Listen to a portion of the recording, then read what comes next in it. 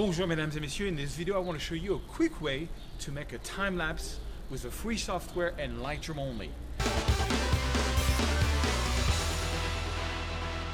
This is day number 16, and in this one I want to show you how to make a time-lapse. My wife got into a lot of time-lapse. She's been doing time-lapse all over Los Angeles and kind of gave me the taste again of time-lapse. She got really passionate about it. You can see some of her time-lapse here that she's been doing in Hollywood or that she's been doing recently in the north of France by Normandy. So I want to show you a really simple way to make a time-lapse if you only have Lightroom and a free version of LR time-lapse. Alright guys, so to be able to do this tutorial, you need a software which has an amazing free version, which is LR Time-Lapse.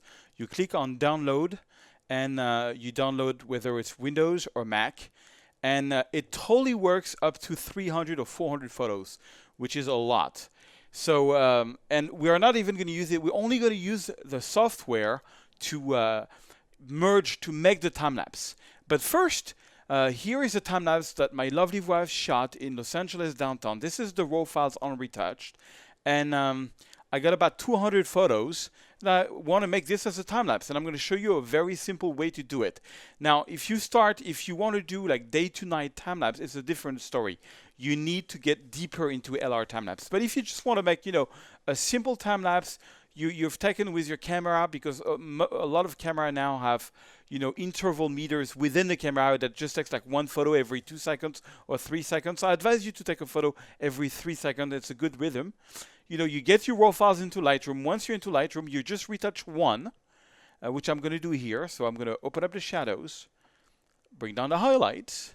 And that's the good thing, you see, because when retouching your photos as a raw file before doing a time-lapse is going to give you the best of the best of the best look. So I'm going to do my white point. I'm going to do my black point. On this one, I think I'm going to go, let's see what shade is going to give me. No shade. I think I'm going to go to daylight. Daylight is good, maybe with a bit of magenta, because that's my brand. And then I'm going to take here a radial circle. I want to make a big radial circle where the sun was here. Make sure it's inverted. Make sure it's feathered. Make sure I am on exposure. I'm just going to put a bit of exposure, a bit of yellow, a bit of magenta, a bit of saturation. And boom, we got the sun in the house. Okay, and then I'm going to take a linear filter, which I'm going to do here. I'm going to make sure I'm on exposure. When you're on exposure, only exposure sliders has moved. But this time I want to go down. I want to make this darker a little bit. Maybe, tilt it this way. A little down, like this. But I don't want it to influence so much that building or that building. So I can click on brush. I can hold on the option key on my keyboard. And you see now it's a mouse. It's a minus. I want to make sure that my feather is on 100% and flow is like 50, around 50%. That auto mask is on. And then I'm just going to brush here close to the border, making sure the minus is within the building. This way, what's going to happen is I'm going to erase the effect of the gradient except the building. Once you're inside the building, you don't need auto mask anymore. And once I'm inside, I can just do it here. But when you're like half inside, half outside, make sure auto mask is on. Okay, so now you see that linear gradient only affects the sky and not much the building anymore, which is what we want.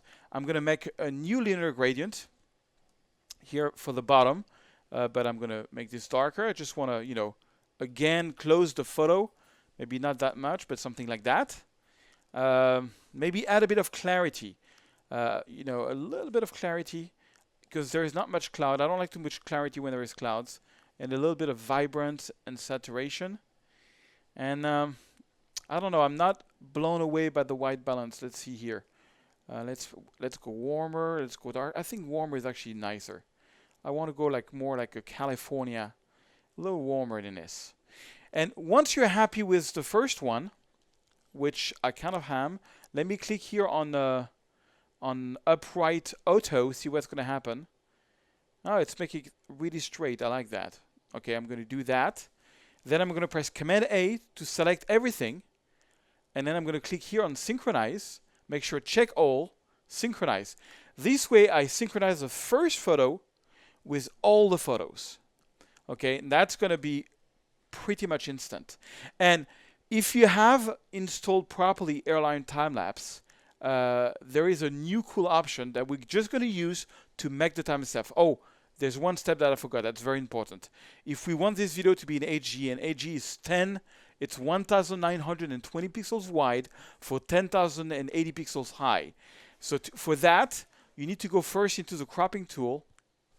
Go here into 69. See, it says 1920 by 10,080. You take that, okay, and you basically, I'm gonna recrop that. I'm click on done, and I have to resynchronize everything. And now I'm really into a video mode. Okay. Once I've done that, it's gonna do a thing on on all the photos. I'm gonna right click, export. I go to export. And here is an option that you only have if you have installed LR Time-Lapse. So that's why you need it. It's just for the export module at this point. I'm not using LR Time-Lapse for its powerful features to do day to night time-lapse. That's another tutorial. So on this one, I just want to make something really simple. Export LR Time-Lapse. This is where the app is, which by default is in the application folder on the Mac. The outpost path is where I'm going to put it. So I'm going to put it in day 14, no, day 15. Okay, click on OK. And I'm going to call it day 16 time-lapse. That's perfect. And I'm going to click on export. And what that's going to do is that it's going to basically export all the photos in full resolution, but in 16:9 ratio. And then I'll have some more options that's going to come when LR time-lapse at the end when everything is exported. So I'm going to put this on pause. It's going to take about 10 minutes to export the 200 photos. When you're done exporting, you're going to get that window because you have used that LR time-lapse. Now, you might not get the option of doing 3K and 4K. That's because you need to have the Pro version, which you should really buy if you want to get really serious into time-lapse. But let's use just the free version, 1080p. 1080p, which is what we call full HD, and basically that's that. I'm going to put this in the output file is going to be in the same folder. I'm going to click render video, and so now it after I've exported every JPEG, it's going to render video, but that's going to go much faster. And now I'm going to show you the final result. And here is the final result. A beautiful work from my wife and retouched by me and composed, blended by LR Time-Lapse. Let me show it to you again. So it's really fast. Just install LR Time-Lapse, and with Lightroom you can do day-to-day time-lapse really quickly. Voilà, mesdames et messieurs. Alright guys, I hope you like this. And if you do, please like this video and don't forget to subscribe to this channel if you're not subscribed. I'm also doing this challenge because I want to talk to you about a movie coming out called The Hollywoodans. It's a movie where I'm the lead actor with 30 different actors, amazing actors, and we try to do a comedy about Hollywood. It's coming out on the 16th of May, and we're trying to get as much pre-order as possible. So if you could check the link at the end of this video, below this video, and pre-order it if you can, that would be amazing. I think you would spend a nice evening, and I hope you're going to enjoy it as much as we did doing it. Also, last but not least, I have my new Photoshop course that just came out a few weeks ago. Photoshop for Photographer 2017. Over 66 videos, 21 full projects. It's the course you want to buy if you want to learn Photoshop. Alright, mesdames et messieurs, I'll see you tomorrow for another episode. Mesdames et messieurs, au revoir.